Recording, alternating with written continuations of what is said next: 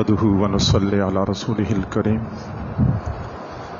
اما بعد فاعوذ بالله من الشيطان الرجيم بسم الله الرحمن الرحيم فالذين آمنوا به وعزروه ونصروه واتبعوا النور الذي انزل معه اولئك هم المفلحون سبحان ربك رب العزة عما يصفون وسلام على المرسلين والحمد لله رب العالمين اللهم صل على سيدنا محمد وعلى آل سيدنا محمد وبارك وسلم۔ اللہ تعالیٰ نے انسانیت کی ہدایت اور رہنمائی کے لیے انبیاء کرام کا سلسلہ جاری فرمایا تھا، اور یہ سلسلہ تقریباً 1,24,000 انبیاء پر مشتمل تھا۔ سب سے آخر میں اللہ تعالیٰ نے اپنے محبوب صلی اللہ علیہ وسلم کو مبعوث فرما کر نبوت کا سلسلہ مکمل فرمایا۔ حضور صلی اللہ علیہ وسلم کو اللہ تعالیٰ نے جس معاشرے کی اصلاح کے لیے مبعوث فرمایا تھا وہ دنیا کا پست ترین معاشرہ تھا۔ کوئی ایسی خرابی نہیں ہے جو اس معاشرے میں موجود نہیں تھی۔ انسان کی اخلاقی قدریں انتہائی حد تک گر چکی تھیں، امن و امان بالکل ناپید تھا، معاشی بدحالی آخری حدوں کو چھو رہی تھی۔ انسانیت نام کی کوئی چیز اس معاشرے میں موجود نہیں تھی۔ سنگ دل باپ اپنی نوزائیدہ بیٹی کو زندہ درگور کیا کرتا تھا اور اس پر فخر محسوس کرتا تھا۔ بیٹیوں کو اپنے گھر میں زندہ رکھنا باعث عار سمجھا جاتا تھا۔ شراب نوشی اس معاشرے میں اتنی عام تھی، بچہ پیدا ہوتا تھا تو اس کے حلق میں سب سے پہلا قطرہ شراب کا ٹپکایا کرتے تھے۔ بنو خزاعہ قبیلے کا ایک سردار تھا، بیت اللہ کا متولی تھا، بیت اللہ کا چابی بردار تھا۔ اس کو شراب کی ضرورت پڑ گئی لیکن شراب مل نہیں رہی تھی۔ قریش قبیلے کے سردار کے پاس شراب کا ایک مٹکا تھا، چنانچہ اس نے شراب کا سودا کر لیا۔ قریش قبیلے کے سردار نے کہا کہ بیت اللہ کی چابی مجھے دے دو، شراب کا مٹکا لے لو۔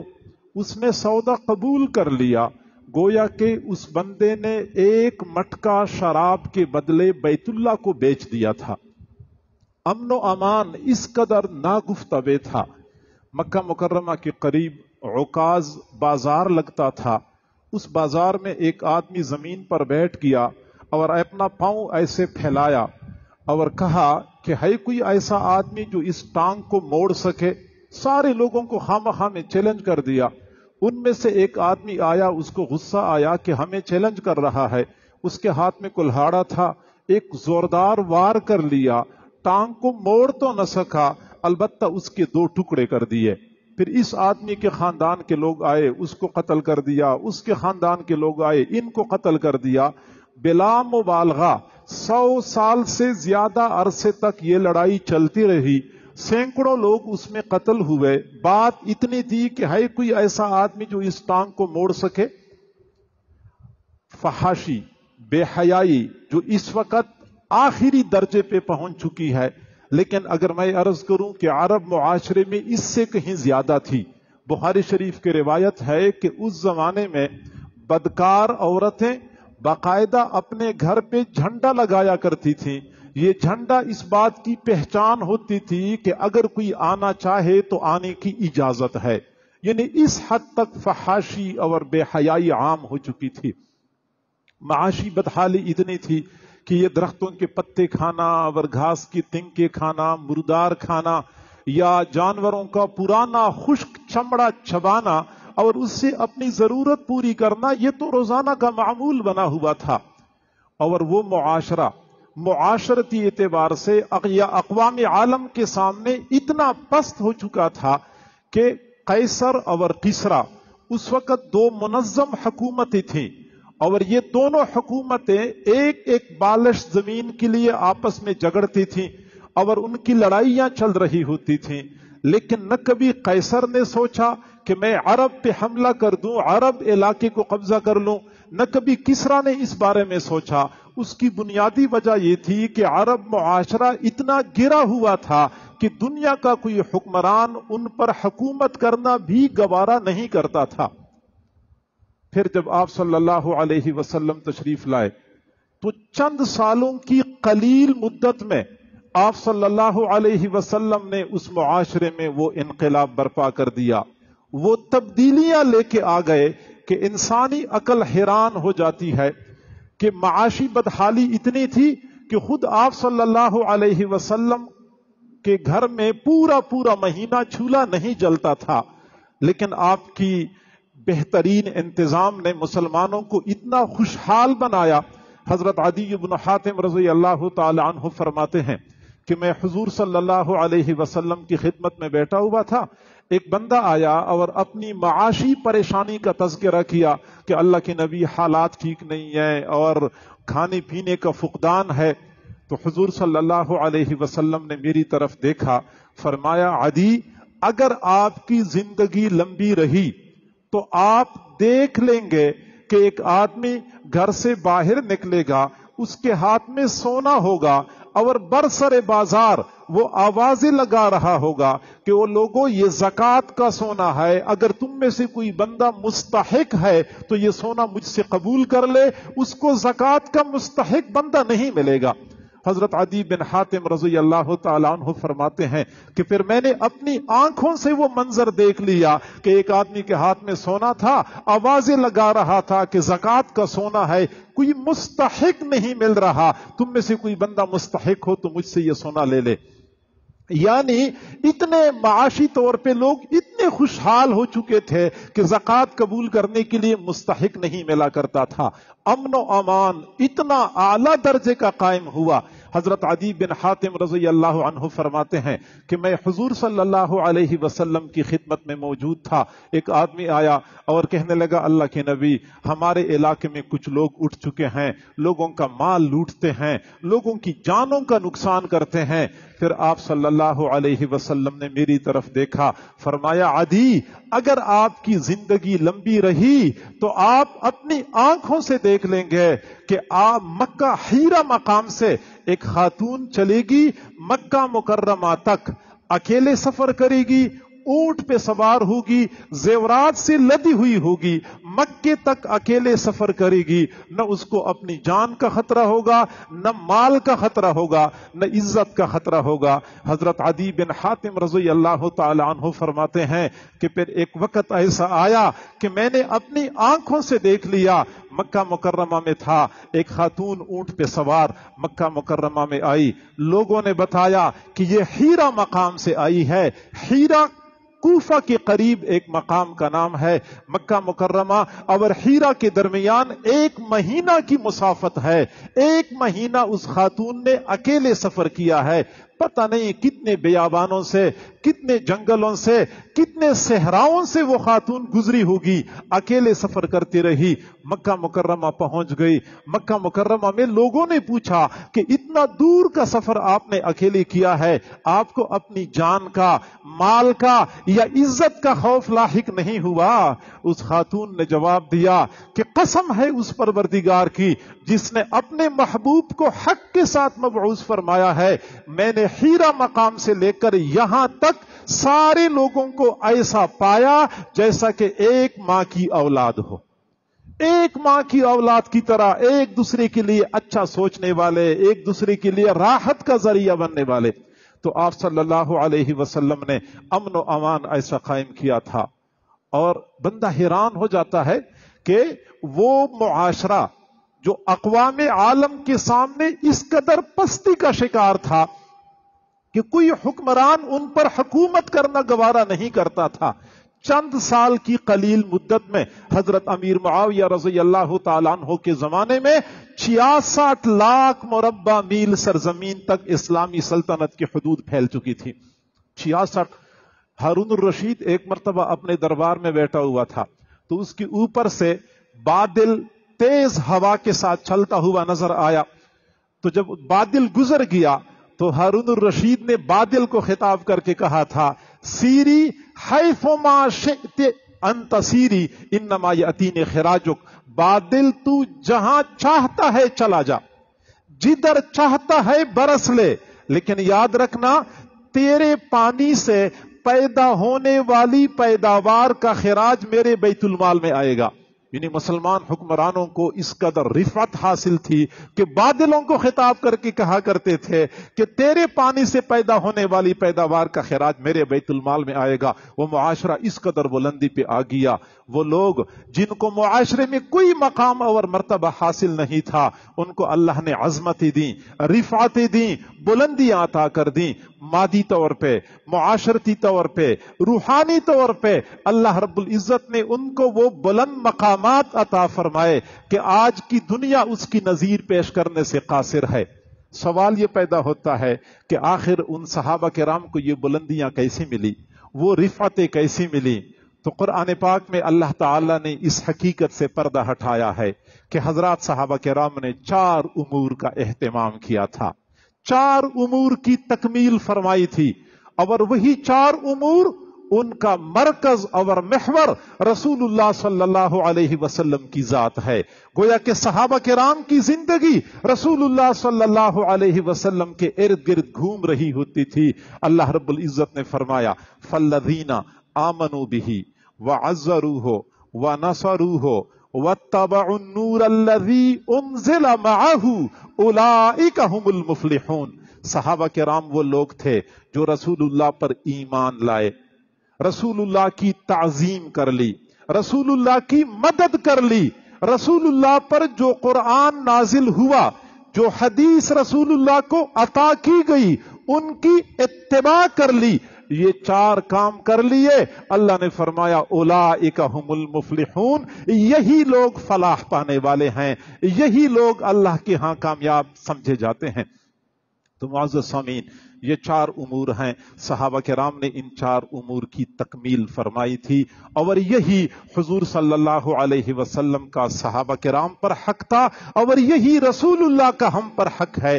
یہی ربیع الاول کا پیغام ہے، اور یہی ایک مسلمان کی کامیابی کے لیے ضمانت ہے. پہلا کام، وہ لوگ جو رسول اللہ پر ایمان لائے. ایمان تو ہم بھی رکھتے ہیں، ہم بھی دعویٰ کرتے ہیں کہ مومن ہیں، لیکن صحابہ کرام کا ایمان اور ہماری ایمان میں زمین و آسمان کا فرق پایا جاتا ہے. اسی لیے تو اللہ رب العزت نے ہمیں حکم دیا ہے یا ایھا الذین آمنوا آمنوا باللہ ورسولہ. اے ایمان والو، تم اللہ پر ایمان لاؤ، اللہ کے رسول پر ایمان لاؤ. سوال یہ پیدا ہوتا ہے کہ جب ایک مرتبہ فرمایا کہ ایمان والو، پھر دوبارہ کیوں حکم دیا جاتا ہے کہ ایمان لاؤ؟ سمجھانا مقصود ہے کہ ایمان والو، تمہارے پاس ایمان کی ظاہری صورت موجود ہے، لیکن یہ صورت کافی نہیں ہے، ایمان کی حقیقت چاہیے. اور حضرات صحابہ کرام ایسا ایمان لا چکے تھے. ان کا ایمان کیسے تھا؟ اللہ تعالیٰ نے دنیا والوں کے سامنے بطور معیار کے پیش فرمایا تھا آمنو کما آمن الناس. ایسا ایمان لاؤ جیسا کہ یہ لوگ ایمان لائے، جیسے یہ لوگ ایمان لائے ہیں ایسا ایمان لاؤ گی تو معتبر ہے. غیر متزلزل ایمان. حضرت بلال رضی اللہ تعالی عنہ، حضرت سمیہ رضی اللہ تعالی عنہ، حضرت عمار اور یاسر کے حالات کا مطالعہ کریں تو پتہ چلتا ہے کہ ان حضرات کا ایمان کیسے تھا اور کیسے معیاری ایمان ہم سے مطلوب ہے. حضرت سیدنا صدیق اکبر رضی اللہ تعالی عنہ کا ایمان کیسے تھا؟ بلا تردد ایمان. ایمان کے حوالے سے اپنی عقل کو کبھی بھی درمیان میں نہیں لاتے تھے.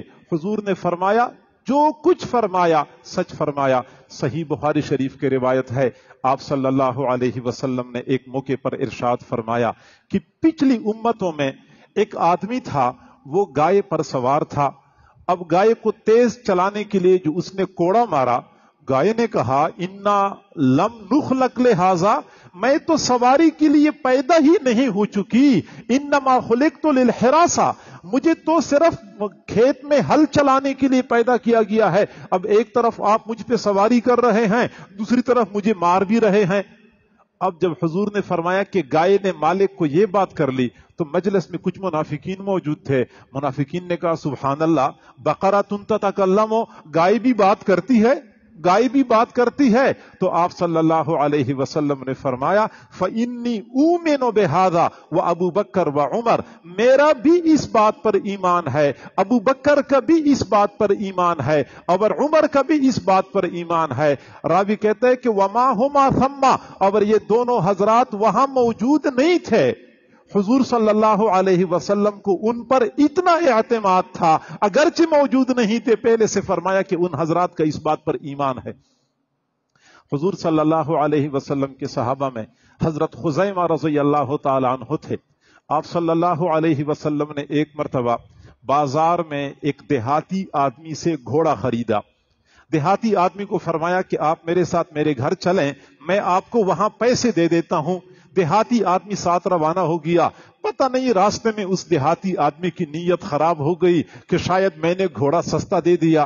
جب تشریف لائے حضور صلی اللہ علیہ وسلم نے پیسے دینے چاہے، وہ دیہاتی آدمی نے کہا کہ میں نے تو آپ کو گھوڑا بیچا بھی نہیں، آپ تو خامخواہ میں دعویٰ کر رہے ہیں، میں نے تو بیچا بھی نہیں، اگر آپ نے مجھ سے گھوڑا خریدا ہے تو کوئی آپ کا گواہ ہے؟ اب حضور صلی اللہ علیہ وسلم نے کوئی گواہ تو پہلے سے قائم ہی نہیں کیا تھا، صحابہ کرام میں سے کوئی بندہ بھی گواہی دینے والا نہیں تھا۔ حضرت خزیمہ رضی اللہ تعالیٰ عنہ کھڑے ہو گئے، عرض کیا کہ اللہ کے نبی، میں اس بات کی گواہی دیتا ہوں کہ آپ نے اس سے گھوڑا خریدا ہے۔ حضور نے فرمایا کہ خزیمہ آپ تو اس وقت تھے بھی نہیں، تو آپ کیسے گواہی دیتے ہیں؟ حضرت خزیمہ رضی اللہ عنہ نے فرمایا کہ اللہ کی نبی، آپ ہمارے پاس آسمان کی خبریں لے کے آتے ہیں، ہم بند آنکھوں کے ساتھ تسلیم کرتے ہیں، تو آپ کی زمین کی باتیں ہم تسلیم کیوں نہ کریں؟ لہٰذا میں گواہی دیتا ہوں کہ آپ نے گھوڑا خریدا ہے۔ پھر اس دن سے حضور صلی اللہ علیہ وسلم نے حضرت خزیمہ کو یہ اعزاز عطا فرمایا کہ وہ اکیلے ہوتے تھے لیکن ایک بندے کی گواہی دو بندوں کے برابر سمجھی جاتی تھی۔ حضرت خزیمہ ذو الشہادتین کہلائے جاتے ہیں کہ وہ دو گواہیوں والے تھے، یعنی آسمان کی خبریں ماننے والے، زمین کی خبریں ماننے والے۔ ایسا ایمان صحابہ کرام کا تھا، ایسا ایمان مطلوب ہے۔ آمنوا بہ وعزروہ، صحابہ کرام نے حضور صلی اللہ علیہ وسلم کی تعظیم کی تھی۔ تعظیم کیسے کرتے تھے؟ ابو جحیفہ رضی اللہ تعالیٰ عنہ کی روایت ہے، حضور صلی اللہ علیہ وسلم مینا کے میدان میں تھے، آپ نے خیمے کے اندر وضو فرمایا، وضو کا استعمال شدہ پانی برتن میں جمع ہو گیا، پھر حضرت بلال کو فرمایا کہ بلال یہ پانی باہر لے جاؤ، صحابہ کرام انتظار کر رہے ہیں۔ حضرت بلال نے وہ برتن اٹھایا، جو ہی باہر لے کے چلے گئے، حضرات صحابہ کرام اس پانی کے اوپر جھپٹ پڑے۔ اب ہر بندہ کوشش کر رہا تھا کہ پانی میں ہاتھ ڈالے اور وہ ہاتھ اپنے چہرے پر پھیر لے۔ اگر کسی ساتھی کا ہاتھ برتن تک نہیں پہنچتا تھا تو اپنے ساتھ والے ساتھی کے ہاتھ پہ ہاتھ پھیر کے وہ پھر اپنے چہرے پر پھیر لیا کرتے تھے۔ حضور صلی اللہ علیہ وسلم کی وضو کا مستعمل پانی اس قدر محبت اور عقیدت کے ساتھ استعمال کرتے تھے۔ صلح حدیبیہ کا واقعہ ہے، حضور صلی اللہ علیہ وسلم سے مذاکرات کرنے کے لیے کفار کی جانب سے حضرت عروہ بن مسعود ثقفی رضی اللہ عنہ نمائندہ کے طور پہ آئے۔ حضرت عروہ بن مسعود ثقفی ابھی مسلمان نہیں ہو چکے تھے، مذاکرات کے لیے آئے، حضور صلی اللہ علیہ وسلم سے بات چیت کر رہے تھے، بات چیت بھی کر رہے تھے اور ساتھ ساتھ صحابہ کرام کے حالات کا جائزہ بھی لے رہے تھے، بنظر غائر دیکھ رہے تھے کہ صحابہ کرام حضور صلی اللہ علیہ وسلم کے ساتھ کس قدر محبت اور عقیدت کا مظاہرہ کر رہے ہیں۔ وہ بڑے جہاندیدہ آدمی تھے۔ خیر مذاکرات تو کامیاب نہیں ہوئے، وہ واپس چلے گئے اور مشرکین مکہ سے کہنے لگے قد وفدت کسریٰ فی قومہ، میں کسریٰ کے دربار میں گیا تھا، مجھے کسریٰ کے دربار کے حالات کا پتہ ہے، میں قیصر کے دربار میں گیا تھا، میں نے قیصر کے دربار کے حالات کو دیکھا ہے، میں نے نجاشی کے دربار کے حالات کو دیکھا ہے، لیکن قسم ہے پروردگار کی کہ میں نے کسی بھی دربار میں اپنے بادشاہ کو اس قدر قابل احترام نہیں دیکھا ہے जिस कदर काबिल एहतराम मैंने मुसलमानों के पैगंबर को मुसलमानों के दरमियान देखा है। चुनांचे मुसलमानों का पैगंबर जब बोलता है तो सारे लोग हमतन गोश होकर मुतवज्जे हो जाते हैं, और जब वो खामोश होता है तो सारे लोग उनकी मजलिस में सर झुका के बैठ जाते हैं जैसा कि उनके सरों पर परिंदे बैठे होते हैं। और ये लोग इतनी मोहब्बत करते हैं कि जब वो लुआब थूकता है तो सहाबा किराम उनका लुआब जमीन पे गिरने नहीं देते, हाथों में उठा लेते हैं और अपने चेहरों पर मल रहे होते हैं। हुजूर सल्लल्लाहु अलैहि वसल्लम के लुआब मुबारक के साथ उन हजरात का इस कदर ताजीम और एहतराम वाला मामला था कि लुआब को भी जमीन पर नहीं गिरने दे रहे थे। अज़्ज़रू हो, उन्होंने रसूलुल्लाह की ताजीम की, व नसरू हो, उन्होंने रसूलुल्लाह की मदद की। ऐसी मदद की कि किसी पैगंबर के साथियों ने अपने पैगंबर की ऐसी मदद नहीं की जैसा कि हुजूर सल्लल्लाहु अलैहि वसल्लम के सहाबा ने हुजूर की मदद की थी। हजरत सैयदना सिद्दीक़ अकबर के हालात का मुताला करें, हजरत उमर के हालात का मुताला करें, फिर आप हजरत बदर के हालात पढ़ लें, उहद के हालात पढ़ लें, हुनैन के हालात पढ़ लें। हुजूर सल्लल्लाहु अलैहि वसल्लम बदर के मौका पे काफले का ताकुब करने के लिए रवाना हो चुके थे। सहाबा किराम भी थोड़े थे, असलहा भी कोई खास नहीं था। आप तो काफला का ताकुब कर रहे थे, काफला बच निकलने में कामयाब हो गया, लेकिन दूसरी जानिब कुफार की तरफ से आने वाले एक बड़े लश्कर से आपका सामना हुआ। आप सल्लल्लाहु अलैहि वसल्लम को गैर मुतवक्के हालत का सामना करना पड़ा। सहाबा किराम से पूछा, अशीरु अलैया अय्युहन्नास, लोगों मुझे मशवरा दो, मुझे क्या करना चाहिए। हजरत अबू बकर सिद्दीक रज़ियल्लाहु ताला उन्होंने बहुत हिम्मत के साथ अपनी वफादारी का यकीन दिलाया और हुजूर सल्लल्लाहु अलैहि वसल्लम से अर्ज किया, आप जो हुक्म फरमाएंगे हम सब कुछ कर गुजरने के लिए तैयार हैं। आपने फिर फरमाया, अशीरु अलैया अय्युहन्नास, लोगों मुझे मशवरा दो, मुझे क्या करना चाहिए। हजरत उमर रज़ियल्लाहु अन्हु खड़े हो गए, उन्होंने बलीग अंदाज में हुजूर सल्लल्लाहु अलैहि वसल्लम की मदद और नुसरत का यकीन दिलाया। आपने फिर फरमाया, अशीरु अलैया अय्युहन्नास, लोगों मुझे मशवरा दो, मुझे क्या करना चाहिए। उस वक्त फिर हजरत मिक़दाद बिन असवद रज़ियल्लाहु ताला अन्हु खड़े हो गए, अर्ज किया, ला नक़ूलो कमा क़ालत बनु इसराइल लिमूसा इज़हब अंत व रब्बुका फ़क़ातिला इन्ना हाहुना क़ाइदून। अल्लाह के नबी, हम आपसे वो बात नहीं करते जो बनी इसराइल ने हजरत मूसा अलैहिस्सलाम से की थी कि आप भी चले, आपका रब भी चले, तुम क़िताल करो, हम यहां बैठे हुए हैं। नहीं, हम बनु इसराइल की तरह बात करने वाले नहीं हैं। वलाकिन नक़ूल नुक़ातिलो अन यमीनिक व अन यसारिक व बैन यदैक व खल्फक। अल्लाह के नबी, हम आपके दाएं जानिब से, बाएं जानिब से, आगे से और पीछे से क़िताल करेंगे। हुजूर सल्लल्लाहु अलैहि वसल्लम को इस अंदाज से अपनी मदद का यकीन दिलाया। चुनांचे सहाबा किराम फरमाते हैं, हुजूर सल्लल्लाहु अलैहि वसल्लम का चेहरा मुबारक खुशी से चमक उठा। सहाबा किराम ये चाहत कर रहे थे कि काश कि ये अल्फाज हम अदा कर लेते और ये एजाज हमें हासिल हो जाता। व नसरू हो, उन्होंने रसूलुल्लाह की मदद की। उहद का मैदान था, हुजूर सल्लल्लाहु अलैहि वसल्लम कुफार के नरगे में आ चुके थे। चुनांचे काफिरों ने तीर अंदाजी शुरू कर दी, शिद्दत की तीर अंदाजी। हजरत अबू दजाना रज़ियल्लाहु ताला अन्हु आगे बढ़े, हुजूर सल्लल्लाहु अलैहि वसल्लम के सामने खड़े हो गए और ऐसे खड़े हुए कि रुख हुजूर की जानिब था, पुश्त कुफार की जानिब थी। अपनी जिस्म की ढाल बना के हुजूर के सामने खड़े हो गए।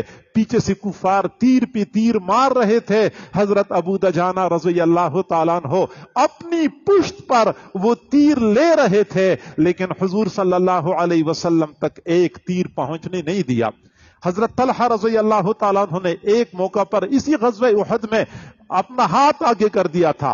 तीर जब आते थे हाथ आगे करते थे, अपने हाथ पर तीर रोकते थे, फिर तीर आता था हाथ आगे करते थे, हाथ पे रोकते थे। 36 तीर अपने हाथ पे रोक लिए थे। और हजरत अबू बकर सिद्दीक फरमाते हैं, राय तो यदा तलहा शल्ला, मैंने तलहा का हाथ मुकम्मल शल देख लिया था। اور اس لیے حضرت طلحہ کو زندہ شہید کا خطاب دیا جاتا ہے۔ حضرت سیدنا صدیق اکبر رضی اللہ تعالیٰ عنہ نے فرمایا کان ذالک الیوم کلہ لطلحہ، وہ دن سارا کے سارا طلحہ کا دن تھا۔ گویا کہ طلحہ نے ایسی بہادری دکھائی کہ پورا دن ان کی ذات کے ارد گرد گھوم رہا تھا۔ تو نصروہ، انہوں نے رسول اللہ کی مدد کی، اور آگے فرمایا واتبعوا النور الذی انزل معہ، صحابہ کرام نے اس نور کی اتباع کر لی جو نور رسول اللہ کے ساتھ اتارا گیا تھا۔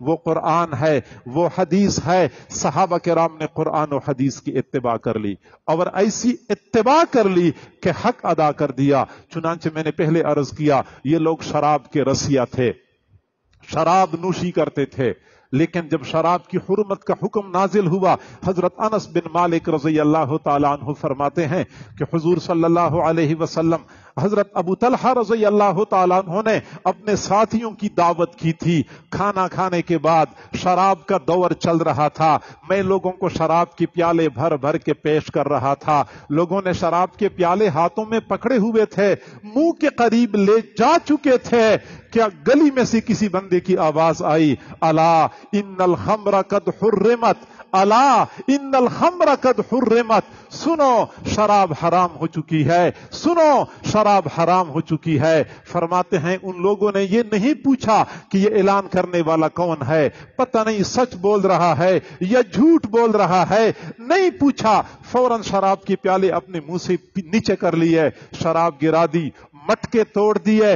مدینہ کی گلیوں میں پانی کی طرح شراب بہ رہی تھی۔ وہ صحابہ کرام تھے جو حضور صلی اللہ علیہ وسلم کی جانب سے جاری ہونے والے ایک اعلان پر سال ہا سال کی عادت کو ایک لمحے میں ترک کر چکے تھے۔ رسول اللہ کے حکم کی اتباع، رسول اللہ پر نازل ہونے والے قرآن پاک کی اتباع۔ قرآن پاک میں اللہ رب العزت نے صحابیات کو حکم دیا وَقَرْنَ فِي بُيُوتِكُنَّ، اپنے گھروں میں قرار پکڑ لو۔ صحابیات گھروں سے باہر نہیں نکلا کرتی تھیں۔ حضور صلی اللہ علیہ وسلم کی وفات کے بعد حضرت سودا رضی اللہ تعالی عنہ اپنے چھوٹے سے حجرے میں زندگی گزار رہی تھی، چھوٹے سے حجرے سے باہر نہیں نکلا کرتی تھی۔ کسی نے پوچھا الا تحجین وتعتمرین، جیسے عام لوگ حج اور عمرہ کرتے ہیں آپ حج اور عمرہ کیوں نہیں کرتی؟ مدینہ منورہ مکہ مکرمہ سے اتنا دور تو نہیں ہے، آپ آسانی سے حج اور عمرہ کر سکتی ہیں۔ حضرت سودا رضی اللہ تعالی عنہ نے جواب دیا قد حججت واعتمرت مع النبی صلی اللہ علیہ وسلم، میں نے حضور صلی اللہ علیہ وسلم کی معیت میں ایک مرتبہ حج کیا تھا، اسی حج کے سفر میں میں نے عمرہ کیا تھا۔ والآن امرنی ربی ان اقر فی بیتی، اب میرے رب نے مجھے حکم دیا ہے کہ میں گھر میں قرار پکڑ لوں، میں گھر سے باہر نہیں جاؤں گی۔ راوی کہتا ہے واللہ، قسم ہے خدا کی، ما خرجت من باب حجرتها حتی اخرجت جنازتها، حضرت سودا رضی اللہ تعالی عنہ اپنے حجرے کے دروازے سے باہر نہیں نکلی یہاں تک کہ ان کا جنازہ نکال دیا گیا۔ وقرن فی بیوتکن پہ وہ عمل کر رہی تھی۔ چنانچہ حضرات صحابہ کرام کا یہ چار امور میں ممتاز مقام تھا۔ آمنوا بہ، رسول اللہ پر ایمان لائے، وعزروہ، رسول اللہ کی تعظیم کرتے رہے، ونصروہ، رسول اللہ کی مدد کرتے رہے۔ رسول اللہ جو قرآن اور حدیث لے کے آئے تھے ان کی اتباع کرتے رہے۔ جب انہوں نے یہ چار کام کر لیے، اللہ رب العزت نے آخر میں فرمایا اولئک ھم المفلحون، یہی لوگ فلاح پانے والے ہیں۔ یہی چار امور رسول اللہ کا ہم پر حق ہے، صحابہ کرام پر حق ہے، اور یہی چار امور ہمارے لیے فلاح اور کامیابی کی ضمانت ہے۔ آج اگر امت مسلمہ ہر اعتبار سے پستی کا شکار ہے، معاشی بدحالی ہے، معاشرتی خرابی ہے، امن و امان کا فقدان ہے، یا اقوام عالم کے سامنے امت مسلمہ انتہائی حد درجے کی گر چکی ہے، ان تمام تر امور کا ایک ہی علاج ہے، بہترین نسخہ ہم ان چار امور کی تکمیل کر لے، ایمان لائیں۔ ایمان لانے کے لیے ایمان تو ہم لا چکے ہیں، لیکن جیسی ایمان ہے یہ کافی نہیں ہے، ایمان بنائیں۔ جو ہے اس ایمان کو بنانے کی ضرورت ہے، اور اس ایمان کو بنانے کے لیے اللہ والوں کے ساتھ جڑنا پڑتا ہے، اللہ والوں کا دامن تھامنا پڑتا ہے۔ یقیناً اللہ والوں کی صحبت، اللہ والوں کی تعلق کی بدولت بندے کا ایمان حقیقی معنوں میں ایمان بن جاتا ہے۔ لہذا ایک تو ایمان بنانے کی ضرورت ہے، رسول اللہ کی تعظیم کرنے کی ضرورت ہے۔ رسول اللہ اس وقت ہمارے درمیان موجود نہیں ہیں، لیکن رسول اللہ صلی اللہ علیہ وسلم کے کچھ معاصر ہمارے درمیان موجود ہیں۔ مدینہ منورہ موجود ہے، حضور صلی اللہ علیہ وسلم کے اہل بیت موجود ہیں، حضور صلی اللہ علیہ وسلم کی تعلیمات احادیث کی شکل میں ہمارے پاس موجود ہیں، حضور صلی اللہ علیہ وسلم کے جانشین وارثین مشایخ صوفیاء کی شکل میں، علماء کی شکل میں موجود ہیں۔ اگر ہم ان کی تعظیم کریں گے یہ ایسے ہوگا جیسا کہ ہم رسول اللہ کی تعظیم کر رہے ہیں، اور یہی ہمارے اکابر کا طریقہ تھا۔ حضور صلی اللہ علیہ وسلم کے ساتھ جس چیز کی نسبت ہوتی تھی اس چیز کی ایسی تعظیم کرتے تھے جیسا کہ حضرات صحابہ کرام اپنے زمانے میں رسول اللہ کی تعظیم کیا کرتے تھے۔ حضرت مولانا رشید احمد گنگوئی رحمت اللہ علیہ مسجد کے صحن میں اپنے شاگردوں کو حدیث پڑھا رہے تھے، اچانک بارش شروع ہو گئی، شاگردوں نے کتابیں بچانے کے لیے مسجد کے ہال کی طرف دوڑنا شروع کر دیا۔ حضرت گنگوئی رحمت اللہ علیہ نے دیکھا کہ طلباء کی جوتیاں بارش میں گیلی ہو رہی ہیں، فوراً آگے بڑھے، رومال بچھایا، شاگردوں کی جوتیاں رومال میں ڈال دیں، گٹھڑی بنا کے سر پہ رکھ کے مسجد کے ہال کی طرف لانے لگے۔ شاگردوں کی چیخیں نکل گئیں، حضرت ہمیں اتنا گناہگار تو نہ کریں، آپ ہماری جوتیاں تو سر پہ نہ اٹھائیں۔ حضرت گنگوئی رحمت اللہ علیہ نے فرمایا تم میرے محبوب کی حدیثیں پڑھتے ہو، رشید احمد گنگوہی آپ کی جوتیاں سر پہ نہ اٹھائے تو اور کیا کرے؟ حضور کی حدیثیں پڑھنے والے طلباء کے لیے دل میں اتنا مقام اور مرتبہ، مدینہ منورہ کا مقام اور مرتبہ۔ حضرت مدنی رحمت اللہ علیہ نے دارالعلوم دیوبند کے صحن میں کیکر کا درخت لگوایا۔ کسی نے کہا کہ حضرت کیکر کے درخت سے تو کانٹوں کے سوا کچھ بھی نہیں ملتا، سایہ دار درخت لگوا لیتے، پھلدار درخت لگوا لیتے، کیکر کے درخت سے کیا ملتا ہے؟ حضرت مدنی رحمت اللہ علیہ نے فرمایا بیٹا آپ لوگوں کو تو کیکر کے درخت سے کانٹوں کے سوا کچھ بھی نہیں ملتا، جبکہ مجھے تو اس درخت سے بہت کچھ مل جاتا ہے۔ میں نے جس دن پڑھا ہے کہ حضور صلی اللہ علیہ وسلم نے بیعت الرضوان کے موقع پہ جس درخت کے نیچے صحابہ سے بیعت لی تھی وہ کیکر کا درخت تھا، اس دن سے دل میں کیکر کی محبت پیدا ہو چکی ہے۔ میں کیکر کے درخت کو دیکھتا رہوں گا، اپنے محبوب کی یاد کو تازہ کرتا رہوں گا۔ اگر حضور صلی اللہ علیہ وسلم کی ذات کے ساتھ کیکر کو نسبت حاصل ہو گئی تو میرے اکابر کو کیکر سے محبت تھی۔ اگر حضور علیہ الصلوۃ والسلام کے ساتھ مدینہ کے در و دیوار سنگریزوں اور کانٹے دار جھاڑیوں کو نسبت حاصل ہو گئی تو میرے اکابر کو انہی کانٹے دار جھاڑیوں کے ساتھ بھی محبت تھی۔ حضرت نانوتوی رحمت اللہ علیہ مکہ مکرمہ سے مدینہ منورہ تشریف لے جا رہے تھے، دور سے مدینہ منورہ کی آبادی نظر آئی، جو ہی آبادی نظر آئی اونٹ سے نیچے اترے، جوتے اتار دیے، ننگے پیر چلنا شروع کر دیا۔ شاگردوں نے کہا استاد جی ابھی تو کافی سارا فاصلہ باقی ہے، نوکیلے پتھر ہیں، کانٹے دار جھاڑیاں ہیں، آپ کے پاؤں زخمی ہو جائیں گے۔ حضرت نانوتوی رحمت اللہ علیہ نے فرمایا یہ نوکیلے پتھر مجھے بھی نظر آ رہے ہیں، کانٹے دار جھاڑیاں میرے سامنے بھی ہیں، لیکن میری محبت مجھے اس بات کی اجازت نہیں دیتی کہ میں اس سرزمین کو جوتوں تلے رون ڈالوں جس سرزمین پر میرے محبوب کے قدم لگ چکے ہیں۔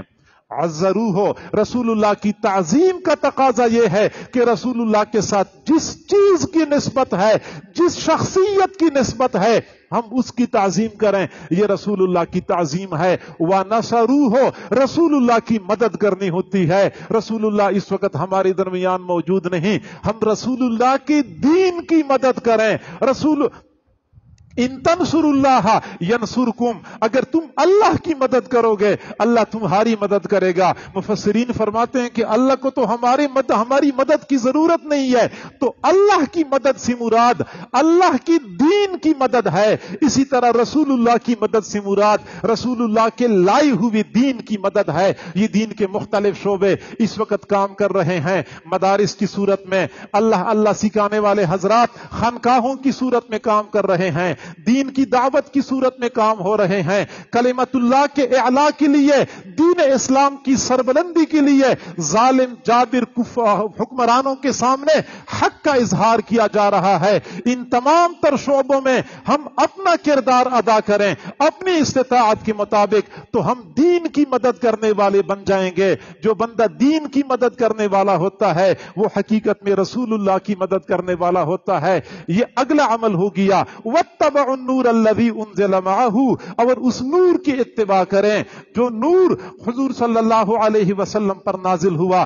صحابہ کرام نے اس نور کی اتباع کی تھی۔ قرآن اور حدیث ہمارے درمیان موجود ہیں، اس پورے دین کو تھامنے کی ضرورت ہے، اس کو سینے سے لگانے کی ضرورت ہے، یقیناً پھر ہمیں فلاح مل جائے گا۔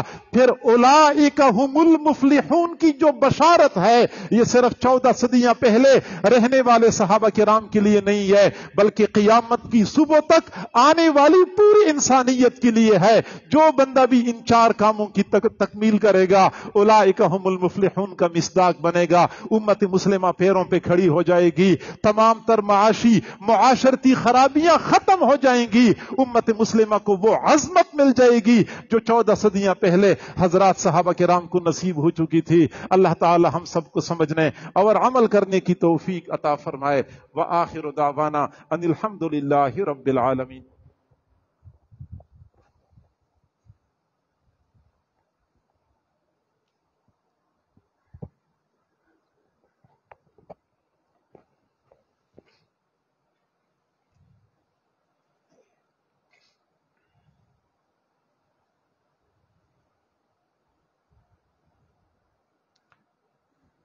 بہت سارے دوست احباب دور قریب سے بیت کی نیت سے آئے ہیں، تو اس وقت بیت کے کلمات پڑھائے جائیں گے، سچے دل کے ساتھ پیچھے پیچھے پڑھتے جائیے۔ پڑھیے بسم اللہ الرحمن الرحیم، لا الہ الا اللہ محمد الرسول اللہ، آمنت باللہ وملائکتہ وکتبہ ورسلہ والیوم الآخر والقدر خیرہ وشرہ من اللہ تعالی والبعث بعد الموت، آمنت باللہ کما ہوا بأسمائہ وصفاتہ وقبلت جمیع احکامہ اقرار باللسان وتصدیق بالقلب، اشہد ان لا الہ الا اللہ واشہد ان محمدا عبدہ ورسولہ، استغفر اللہ ربی من کل ذنب واتوب الیہ برحمتک یا ارحم الراحمین۔ ان کلمات کو پڑھنے سے تو بتائب ہو چکے ہیں، چند معمولات ہیں جن کو باقاعدگی سے کریں گے تو اللہ تعالیٰ دل کو منور کریں گے۔ پہلا عمل ہے 100 مرتبہ استغفار صبح شام پڑھنا، دوسرا ہے 100 مرتبہ درود شریف پڑھنا، تیسرا ہے قرآن مجید کی تلاوت روزانہ کرنا، ایک پارہ پڑھیں آدھا پارہ پڑھیں مگر پڑھیں ضرور، جو حافظ ہیں وہ اپنی منزل کے حساب سے پڑھیں، اور چوتھا عمل ہے چلتے پھرتے ہر وقت دل میں اللہ کو یاد کرنا، دست وقار دل بیار، ہتھ کار ول دل یار ول، ہاتھ کام کاج میں مصروف ہوں اور دل اللہ تعالیٰ کی یاد میں مصروف ہو۔ اور پانچویں چیز ہے مراقبہ۔ یہ مراقبہ جو ہے تمام معمولات کا لب لباب اور نچوڑ ہے۔ طریقہ بڑا آسان ہے، جب نماز پڑھ کے فارغ ہوں تو تھوڑی دیر کے لیے اللہ سے لو لگا کے بیٹھیں کہ اللہ کی رحمت آ رہی ہے، دل میں سما رہی ہے، دل کی ظلمت اور سیاہی دور ہو رہی ہے، اور میرا دل اللہ اللہ اللہ بول رہا ہے، میں سن رہا ہوں۔ پڑھنا نہیں ہے زبان سے، سانس سے کچھ نہیں کرنا، گمان کرنا ہے کہ دل پڑھ رہا ہے اور میں سن رہا ہوں۔ اور حدیث مبارکہ ہے انا عند ظن عبدی بی، اللہ تعالیٰ فرماتے ہیں میں بندے کے ساتھ اس کے گمان کے مطابق معاملہ کرتا ہوں۔ تو جب بندہ یہ گمان لے کے بیٹھتا ہے کہ دل اللہ اللہ کہہ رہا ہے اور میں سن رہا ہوں، تو واقعی کچھ عرصے کے بعد اس کو اپنے دل سے اللہ اللہ کی آواز محسوس ہوتی ہے۔ اس کو ذکر قلبی، ذکر خفی کہتے ہیں۔ یہ نعمت اگر نصیب ہو جائے تو پھر انسان کو زندگی کا مزہ آ جاتا ہے۔ دعا ہے اللہ تعالیٰ سب کو اپنے مقبول بندوں اور بندیوں میں شامل فرمائے۔ جزاکم اللہ۔ اب آپ سنتیں ادا فرما دیجیے۔